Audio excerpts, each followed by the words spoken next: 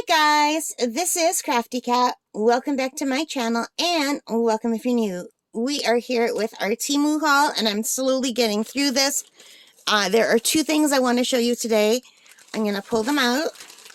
These are Father's Day gifts for my dad. They're part of his Father's Day gift. You already saw one of the gifts I got him. It's a little moose lamp, a little wood cutout. He's getting that. Plus he's getting this and a few other things. So these are the ones from Temu. So first of all, let's look at this. This is a little keychain. So isn't that adorable? Look at it says Dad.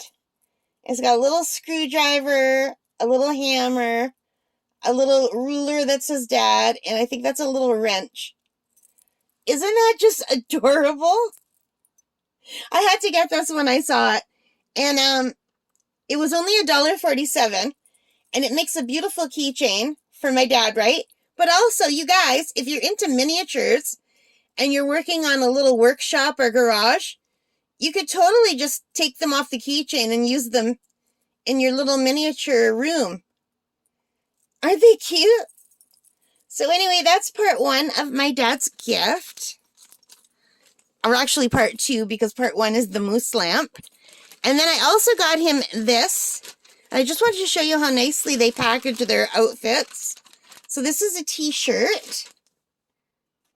So the keychain was $1.47, and this was $12.57 Canadian. And I got it in the 2XL. My dad only wears an XL, so I'm hoping this will fit, because they're the Chinese styles. You always have to go up in sizes. So I'm really hoping this will fit him. And it says, "That's what I do. I fix stuff and I know things." Let me move my cat. And I think that'll fit him. But the only thing I don't like is the material. The material is not t-shirt material.